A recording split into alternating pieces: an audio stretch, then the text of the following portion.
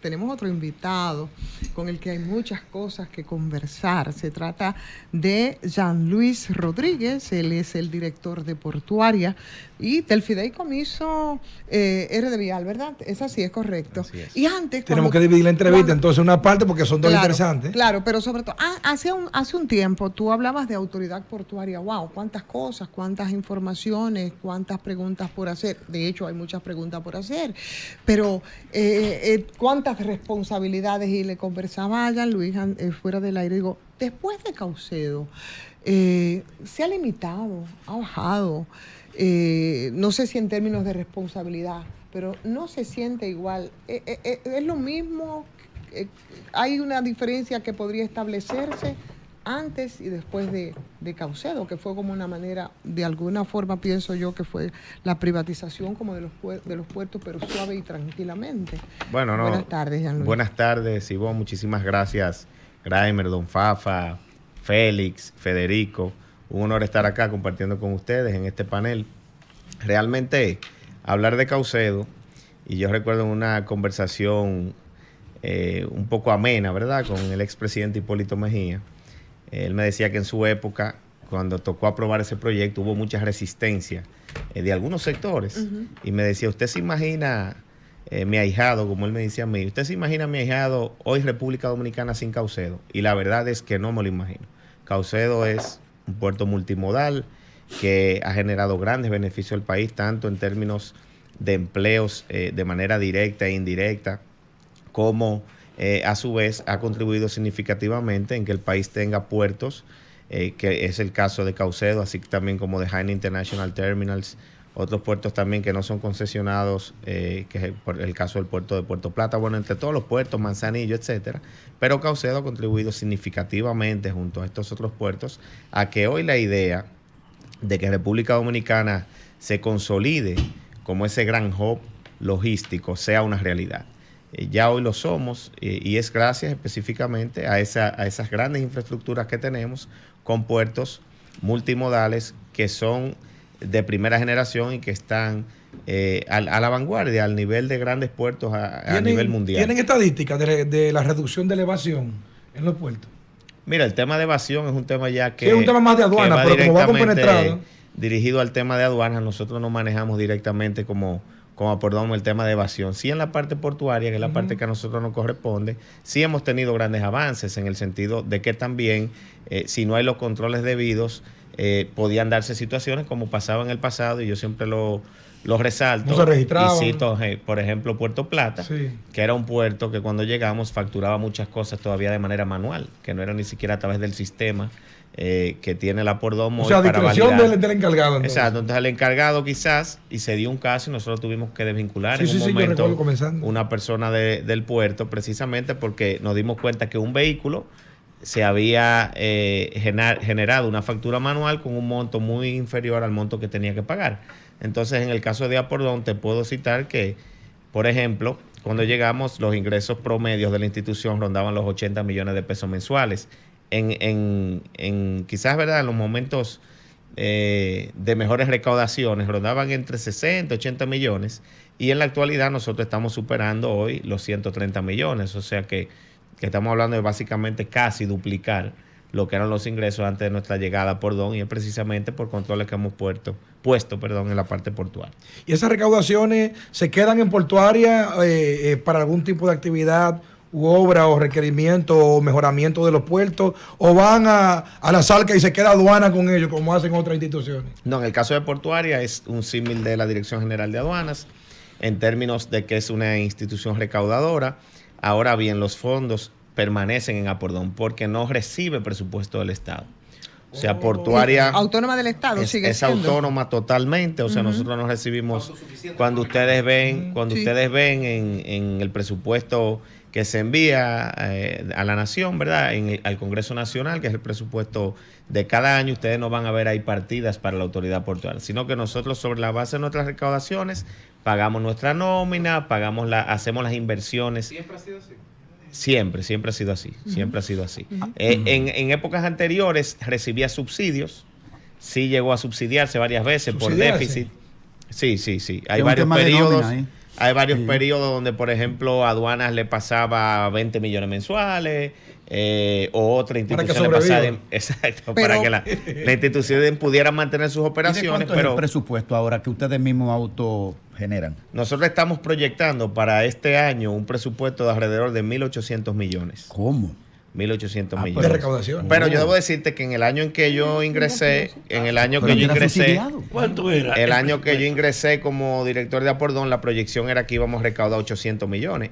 Evidentemente estaba el tema ahí de la pandemia, pero históricamente nunca había superado los 1.000 millones. Y nosotros ya vamos con una proyección de que este año vamos a recaudar 1.800 millones. ¿Y qué ustedes han hecho para duplicar las recaudaciones? ¿Mejorar los puertos? ¿Agregar otros nuevos? ¿Qué han hecho? Mira, mejorar la infraestructura, viabilizar inversiones. Portuaria tiene una bendición que no la tienen otras instituciones públicas. ¿Y por qué lo digo? Porque nosotros dependemos prácticamente en igualdad de condiciones del sector privado.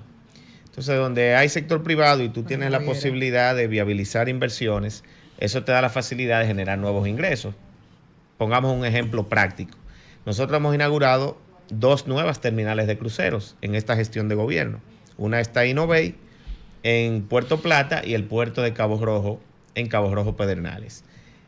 ¿Qué significa eso? Bueno, cobro de tarifas portuarias, dígase la estadía que duran los buques en muelle, el $1.50 por cada pasajero que ingresa al país. Si ponemos el caso solamente de Taino Bay, que recibió 800,000 cruceristas. ¿Cuánto? 800,000 cruceristas. Taino Bay en Puerto Plata recibió el año pasado $1.50 pasajeros. Solamente por ese concepto ya Autoridad Portuaria generó más de $1 millón, $1.5 millones, claro, solamente por ese concepto, entre otras tarifas que también se generan a raíz de las operaciones. Entonces, al nosotros haber generado nuevas inversiones, haber viabilizado nuevos proyectos y que hay mucho más en curso, eso ha permitido evidentemente mejorar las recaudaciones, pero también los controles. Porque cuando tú tenías un puerto como Puerto Plata, que lo cito mucho porque recuerdo que a nuestra llegada los ingresos promedio de ese puerto eran 4 millones de pesos y hoy promedio son 13 millones. Estamos hablando de un solo puerto. Estamos viendo ingresos superiores a los 9 millones de pesos mensuales en un solo puerto. Sí. Pero eso pasa con San Pedro, eso pasa con Manzanillo, eso pasa con Jaina, que a nuestra llegada hoy tenemos ingresos por unos 6 o 7 millones más. Entonces, cuando tú acumulas todo eso, te da ese gran resultado. Bueno, yo diría que evidentemente a un gran equipo que nosotros hemos conformado, que realiza su trabajo, que cada una de las áreas funcionan de manera adecuada. Nosotros tenemos departamento de fiscalización que tiene que velar porque realmente lo que se reporta en términos de operaciones es lo que realmente nosotros percibimos en términos de ingresos. Tenemos departamentos como el área de cobros, por ejemplo, que ha sido muy eficiente. Nosotros teníamos muchísimas deudas también por cobrar que históricamente no se cobraban y nosotros lo hemos podido ejecutar. O sea que a una buena administración y a una gran gerencia. Dos preguntas en uno. Una que se ha dejado en el abandono, como es el aeropuerto de Barahona, María Montés. Digo en el abandono en el sentido de que se proyectaba una utilidad que finalmente no se pudo. ¿Cómo va ese proyecto del aeropuerto de Barahona con relación a la conexión con Pedernales? Segundo, ¿cuál es la situación del puerto de Bahía de Manzanillo con relación a las expectativas de ese proyecto? Mira, importante resaltar en el caso del aeropuerto de Barahona, evidentemente eso es del departamento aeroportuario que encabeza nuestro buen amigo Víctor Pichardo, que tendría más informaciones. Sería algo que quizás sería bueno, ¿verdad?, consultarlo más con él. Nosotros tenemos entendido que es un proyecto que está en carpeta por parte de esta... ¿Usted no lo interviene en eso? Nosotros estamos trabajando un proyecto muy cercano a ese, que son unos terrenos que están detrás del aeropuerto, que tienen vocación portuaria, que es la parte de nosotros, sí, donde pretendemos desarrollar lo que sería un nuevo puerto multimodal. ¿Pero está trabajando en eso? Sí, aquí hay 2 posibilidades de puertos multimodales. A eso me refería realmente. Uno es el caso de Boca de Yuma, que hay unos terrenos con vocación portuaria, que se pudiera desarrollar una terminal similar a esas grandes terminales que ya tenemos en el país. Y el otro es que tenemos identificado Barahona, que ese pretendemos el año que viene llevar a cabo un proceso de declarar de interés público, sobre todo buscando inversión extranjera, de así ser posible, para que se desarrolle ese nuevo puerto multimodal en Barahona. En el caso de Manzanillo, nosotros en ese puerto, desde hace ya varios años se viene anunciando lo que es la ejecución que está en curso de un préstamo del BID por unos $100 millones, donde se están invirtiendo unos 55 millones en la terminal portuaria como tal, que viene a traer consigo una nueva inversión de un muelle adicional. O sea que no estamos hablando de reparar el muelle existente, sino de un muelle nuevo que se va a construir ahí. ¿Cuánto es la inversión? $55 millones total entre toda la infraestructura portuaria, que tiene que ver muelle, tecnología, verja perimetral, tema de seguridad, o sea, todo lo que tiene que ver con dejar ese puerto. Ese puerto va a quedar para el año 2026, es la proyección de nosotros, en condiciones óptimas, al nivel de cualquier puerto de altos estándares mundial y sobre todo de local. O sea que 2026. 2026 sí, porque ya está avanzado, el proceso de licitación se agotó, fue adjudicado, se le dio el avance a los contratistas, la fase de diseño está prácticamente terminada, o sea que ya en ejecución de obra nosotros estimamos unos 18 meses. O sea, estaríamos hablando finales de... Luis, ¿qué pasó con Cabo Rojo con los turistas? Que llegaron primero muchos turistas, se anunció. Viene en noviembre. Espérate. Con bombos y platillos y después de repente No, que se son acabó el visitantes. flujo. Tú dices que son visitantes. Los visitantes. No, lo bueno, no es- turistas visitantes, como quiera. No es... ¿Qué pasó? No está lejos. No está lejos ya la llegada del próximo crucero. Estamos hablando que es pasado mañana. O sea que no está tan lejos. Está borejeado la Jara. No. Pasado mañana llega el tercer crucero a ¿Con Cabo qué Rojo. cantidades vienen en esos cruceros? Ese es un crucero de capacidad de 3.500 pasajeros. La mentalidad, hay que ver hasta el momento en que el manifiesto, el barco no llega, no sabemos la cantidad exacta Ya. que arribó. 3.500 Sí, de estamos terminales. proyectando. Una pregunta, Sí, sobre, en esa misma- sobre ok. ese mismo tema. Nosotros estuvimos como Sol de la Tarde hace varios meses en la inauguración del puerto de pescadores de Río San Juan. ¿fue? Sí. Río Fue, San creo Juan. que fue Río San Juan. Entonces quisiera saber todas estas iniciativas portuarias que ha hecho, pequeñas iniciativas portuarias descentralizadas que impactan en los pescadores locales, ¿cuáles meses después o años después, cuál ha sido la evaluación que tiene Apordón de esta iniciativa, su impacto en la comunidad, la sostenibilidad de las acciones que se han hecho, quién la financia, ese tipo Mira, muy favorable. Y la verdad es que dependiendo del sector, y te puedo citar en Puerto Plata y María Trinidad Sánchez, dos casos muy particulares. El caso de Río San Juan, que ustedes tuvieron la oportunidad de participar, que es, al igual que el muelle de pescadores de Puerto Plata, son los únicos dos muelles con capacidad para una pesca industrializada en el país. Cuando digo industrializada es que son grandes barcos pesqueros. No estamos hablando de la famosa yolita, como le llamamos aquí, sino barcos más grandes. Tenemos esos dos puertos. Y tú vas a Río San Juan, te das cuenta hoy día cómo hay en la actualidad, de manera simultánea, 35 embarcaciones pesqueras ahí todo el tiempo, de manera Con la pesca permanente, turística, recuerdo cuando una vez. anteriormente ahí no había nada. La mayoría de esos barcos estaban regados, E iban a Puerto Plata, diseminados ¿no? en distintos puntos de la geografía nacional, siendo Río San Juan más propicio porque es uno de los puntos más cercanos, por ejemplo, al Banco de la Plata. Y era más conveniente hacer, pero si no había una infraestructura adecuada no podían hacerlo. Y eso ha generado un dinamismo económico en Río San Juan. Primero porque ya esos recursos se están quedando en Río San Juan, que la mayoría de esos pescadores son de esa zona. Y eso ha dinamizado la economía de Río San Juan. Ustedes preguntan y lo que hay es una valoración muy positiva con lo que está allí pasando. Pongo Luperón, otro ejemplo práctico, que es en Puerto Plata. En la bahía de Luperón, históricamente nosotros recibimos veleros. Ese es el fuerte y estamos apostando, y lo decíamos en el pasado Consejo de Gobierno, a que Luperón se convierta, así como ya hablamos de hub logístico, de hub de cruceros, que Luperón sea el hub de veleros de la región. Y tiene todas las condiciones por las bondades naturales que tiene. La bahía de Luperón es una bahía que cada vez que hay fenómenos atmosféricos en la región, la mayoría de veleristas van a Luperón a refugiarse. Y eso mucha gente lo desconoce.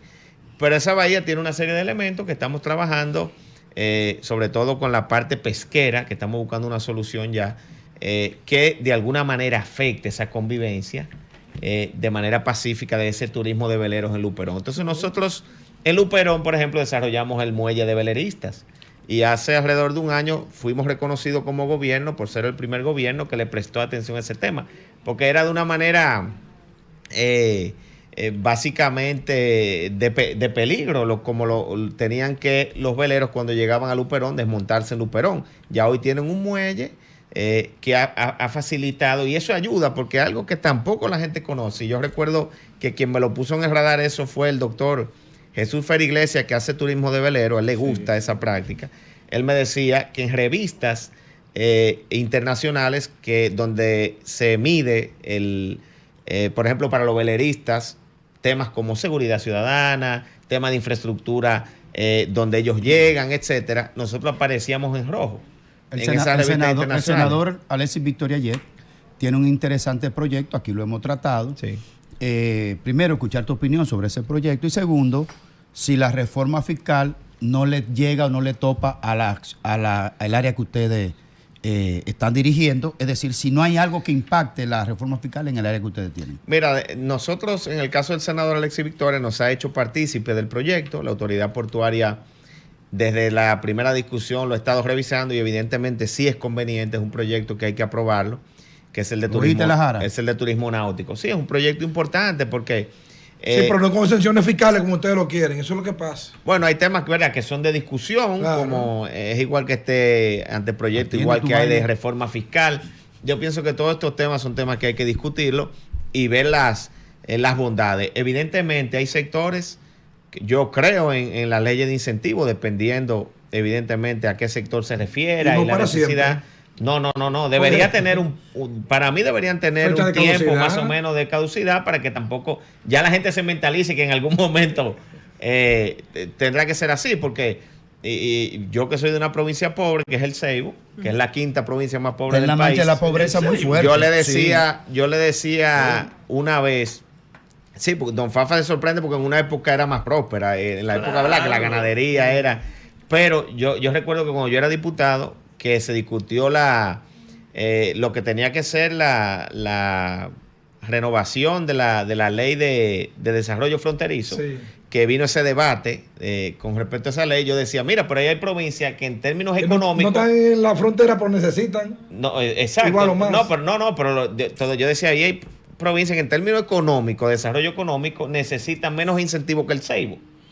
Sí. O sea, si nos vamos a la realidad de lo que es el tema socioeconómico de esas provincias. Entonces yo decía, no un tema de que sea frontera, no, vamos a verlo como provincias que necesitan un mayor apoyo que otro, y por eso yo lo tengo bastante claro. En el caso de la reforma de manera directa, no se están considerando elementos de la autoridad portuaria como tal, o sea, digamos, de desarrollo de puertos, de las leyes de nosotros sectoriales, o sea, no pero evidentemente una reforma como esta impacta, eso no es algo que esté en discusión, pero de manera directa y que sean impuestos que vaya a agregar quizás desde las instituciones que actualmente nosotros dirigimos no son parte del proyecto. Jean-Louis es uno de los pocos funcionarios de este gobierno que juega dos bases al mismo tiempo. Juega Scioli y segunda base. Parece que Abinader no tiene mucha gente. No, lo que pasa es que la gente la ponderan bien, esa es otra versión también, pero quisiera salir un poco de portuaria y adentrarme a tierra adentro, a los peajes, al fideicomiso RD Vial,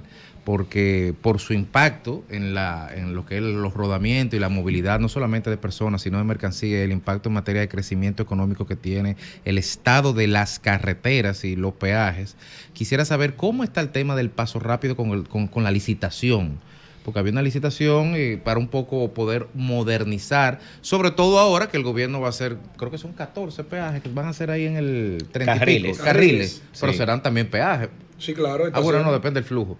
¿Cómo está ese estado de esa licitación? Y en sentido general, ¿cómo está el panorama del paso rápido en la República Dominicana? Mira, importante destacar que cuando nosotros entramos a RD Vial, heredamos una serie de situaciones y de deficiencias que venían por muchos años siendo una realidad para los peajes del país. Deficiencias que iban desde el orden energético.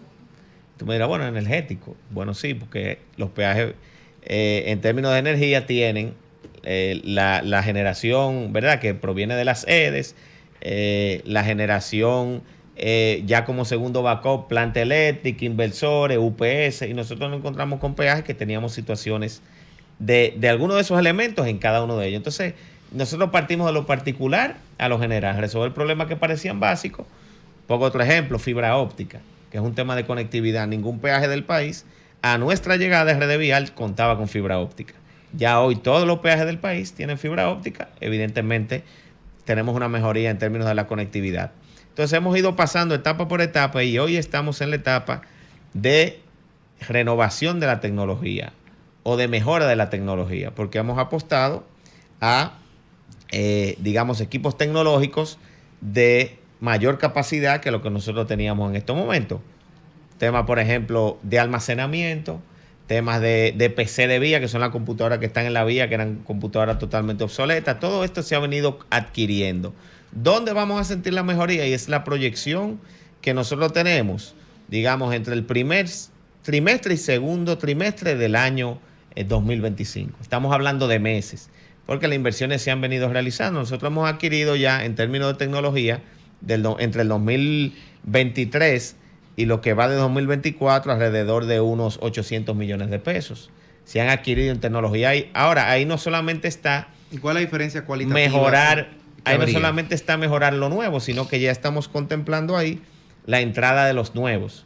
Dígase que si la Duarte tiene 14 carriles, el nuevo tendrá 24. En ese nuevo peaje se está contemplando en esa inversión la compra de todos los equipos nuevos.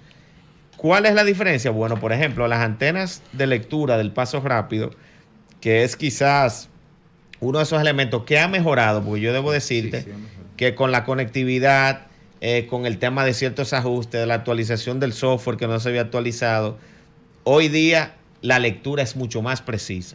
Te lo digo, y lo que pasa es que nosotros nos acostumbramos tan fácil a las mejoras que cuando vemos cualquier elemento No lo sentimos. un poco distorsionado, entonces te molesta más. Bueno. Pero si yo comparo mi presencia, por ejemplo, en una estación de peaje que yo suelo ir, de lo que ocurría, que siempre los vehículos no leía, a que hoy, bueno, te pasa, pero con muy raras excepciones.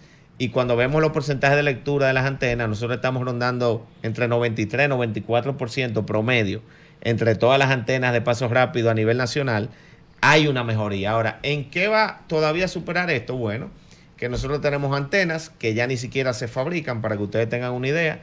Cuando se requiere un repuesto, que una antena de esas se daña, que pasa un camión con una altura muy grande y golpea una de estas antenas, nosotros no tenemos ni siquiera los repuestos, a antenas de última generación, que son las que están instaladas hoy en la mayoría de las vías de los Estados Unidos, que son las antenas del Easy Pass. Un chin de política ya, Luis. No, pero Podemos ir espérate, allá, pero política. terminando, el número de pasos rápidos, Chincito. nosotros le damos 23%, el paso rápido, digamos, la cantidad de usuarios, hoy es de 45%. Y la mentalidad de nosotros es que para el año próximo, con una serie de medidas que de alguna manera van a seguir. Yo recuerdo que ahí me decían, nos quieren obligar a usar el paso rápido. Sí, eso mismo. Sí, pero no es que lo queremos obligar, es que es la solución a un problema.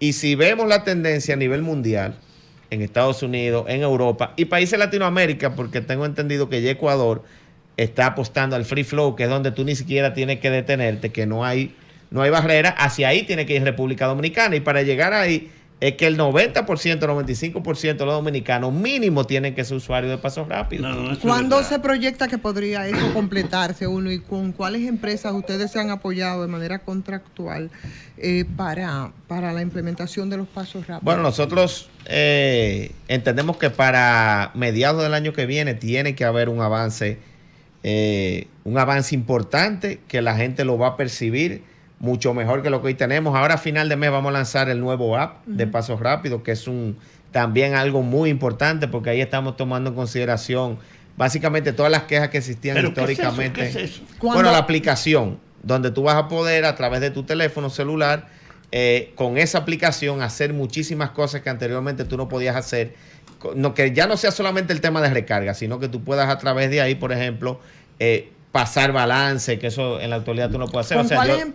¿Con cuáles empresas ustedes se están trabajando? ¿Cuáles le ha servido de soporte a Fideicomiso RD Vial para este proyecto de los pasos rápidos? Mira, la verdad, hay empresas que han ganado allá procesos anteriormente a nuestra llegada y posterior, pero fundamentalmente así una de renombre que me surge es IQTech, que es una empresa muy importante, una quizá de las más grandes que tiene República Dominicana, que básicamente tiene sede en otros países también y tiene mucha experiencia en términos de tecnología.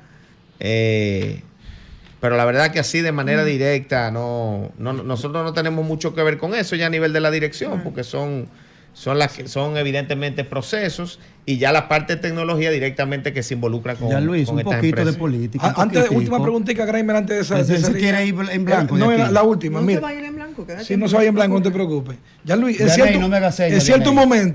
momento, No me hagas existieron señas. unas que otras denuncias con el tema del paso rápido, de que la gente recargaba y luego no le aparecía el monto. Eso respondió simplemente a denuncia, porque luego no lo hemos visto más. ¿Respondió simplemente a denuncia o hubo algún tipo de problema con eso? No, mira, nosotros dijimos cuando se estaban haciendo en tecnología, como decimos nosotros en política, 2 más 2 no es 4. Pueden ser 30. Entonces, cuando tú tienes, y yo recuerdo un caso muy particular, que era el tema de lectura cruzada, se llama. Eso pasaba mucho antes de nuestra llegada. Ahora, no era lo mismo, por ejemplo, atender del 22% de usuarios de pasos rápidos este tipo de denuncia que atenderlo del 45%. O sea, era un tema donde más usuarios podían ser víctimas de esa situación. ¿Y qué era una lectura cruzada? Y tú me lo preguntas a mí, o me lo preguntaba a mí en su momento, y yo decía, no, ahí hay algo raro. Y yo me adentré en el proceso. Bueno, que tú ibas en la vía 6 y por la vía 8 pasó un camión y a ti te cobró como si tú fueras en la vía 8. Sí. Y tú me dices, pero ¿cómo es posible eso? Sí, era posible y era muy frecuente en RD Vial. Por ejemplo, ya el tema de lectura cruzada hoy no es una realidad en RD Vial. Otro tema, en un proceso de actualización de software que nosotros hicimos, hubo un tema de que se actualizaron categorías de vehículos, de que, por ejemplo, tu vehículo era categoría 1 y se actualizó a categoría 2. O sea, fue una falla en el sistema de nosotros. ¿Qué pasaba? Que ya cuando tú pasabas, en vez de cobrarte 60, te cobraba 120, tú decías, no, me estás robando. No somos nosotros, fue un tema con todas las actualizaciones del sistema y todo eso lo hemos venido informando. Si tú ves la prensa, en los momentos que hemos tenido situaciones, quizás 2 semanas antes nosotros habíamos dicho que eran cosas que podían ocurrir. Ahora, hoy día no tenemos tema de eso y nosotros ampliamos el call center de RD Vial a un nivel. Señor Rodríguez. Pero déjeme terminar esta, Graimer, por favor, que es un tema importante y para los usuarios de pasos rápidos. Claro, nosotros ampliamos el call center de RD Vial de que anteriormente tenía una capacidad de respuesta hasta de 2 meses, que ya hoy la capacidad de respuesta es entre 24 y 48 horas. Y si, por ejemplo, a un usuario, y se lo digo para que utilicen el call center, le aparece algún débito que te puede pasar hasta en una tarjeta de crédito, ustedes lo saben, o sea, hay temas tecnológicos que pueden generar situaciones. Ya hoy es prácticamente cero, pero si le llegara a ocurrir a alguien, sencillo, llamar al call center, se le acredita su monto y se ve por qué sucedió esa situación, pero ahí no hay ningún elemento extraño, señor Rodríguez, que pueda generarnos preocupación. Ya Luis, un poquito de política antes de irnos. Eso es una orden. Bueno, mira, hay muchos presidenciables en el PRM. Hay mujeres y hay hombres. ¿Cuál candidato a la presidencia usted prefiere por el PRM para el 28? ¿Un hombre o una mujer? Primero, esa es la primera. Y segundo, que me dijeron por ahí que usted va a aspirar a la Secretaría General del PRM. Bueno, mira, sobre la primera, yo creo que es extemporáneo hablar de eso. Sí. Eso así es. Porque nosotros, lo que venimos de la escuela de Don Fafa, que fue de nuestros formadores en el desarrollo político. ¿Lo jubilaron a nuestro. Fafa? No, Don Fafa es de los buenos. Pero lo jubilaron. Una gloria en nuestro partido. Por suerte. Del anterior y de este, porque ¿verdad? Hicimos esa transición juntos. Decirte que creo que hay que ayudar al presidente a gobernar. Sí. Tenemos muchos temas complejos de por medio. Estamos ahora mismo inmersos en 2 importantes reformas que son importantes para el país. Impulsar la reforma en la Y prioridad. nosotros que estamos en política. estamos ahora. concentrados en Estamos esa en política dirección. ahora. Lo que sí te puedo decir es que cuando entendamos prudente, Pero en el momento tú no en que tienes, ya tú no sea, tienes, entonces tú no tienes seleccionado. en este momento ¿Le no. va a sacar los pies? En este A momento Carolina. ¿Estás de Nosotros- acuerdo, Jean-Luis? y la con- secretaria- Ustedes provocaron. Nosotros somos grandes amigos de... Papá, te vamos La a entrevistar Secretaría ahorita a ti, General. a ti. La Secretaría ¿Estás de General. acuerdo? Perdón, déjame hacer una pregunta, por favor, para que siga en la misma línea, porque igual de política. Pero que le hice dos, Ivonne, la Secretaría General, que si expira o no. Sobre el tema de la Secretaría General, es un proyecto que lo estamos analizando. No lo descartamos y es un tema que evidentemente necesitaría del consenso de muchos actores de nuestro partido, pero es un tema que no lo descartamos porque siempre hemos hecho vida institucional. Fuimos presidente de la juventud, tanto el anterior partido como este partido, vicepresidente del PRM en su primera convención, subsecretario general en esta convención, o sea, que tenemos una gran afinidad con la parte institucional y es algo que no lo descartamos. Por No lo lo que descartamos. respondía a lo que preguntaba Graimer respecto a, bueno, cuál podría ser el candidato de su simpatía si se definieran las cosas en el PRM de la extemporaneidad. Debo entender entonces que suscribe, por ejemplo, el planteamiento hecho a través de una carta pública de Guido. uno de los aspirantes, de Guido Gómez Mazara, al presidente del PRM. ¿Suscribes esa? Mira, yo pienso que es una Esa posición que hay que atenderla, que sí siento que de alguna manera hay quienes han ido desarrollando sus proyectos con cierta urgencia y que ciertamente hay que tratar de que eso disminuya el ritmo un poco. Es lo conveniente tanto para el partido como para el gobierno, porque si nosotros nos dispersamos ahora en momentos en que hay que gobernar, imagínese usted, Graimer me citaba el tema de un posible proyecto interno.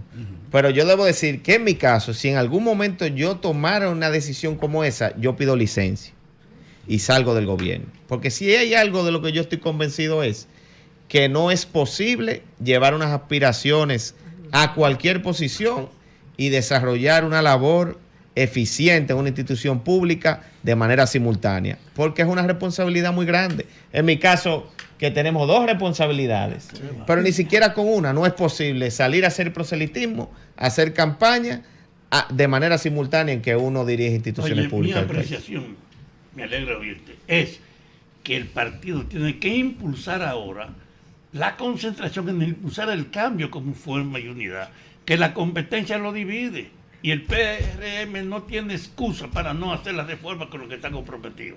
Me alegro oírte. Gracias, don Pablo. Ya Luis, muchísimas gracias por esta conversación Gracias a ustedes. Ha sido un honor enorme estar acá con ustedes. para nosotros.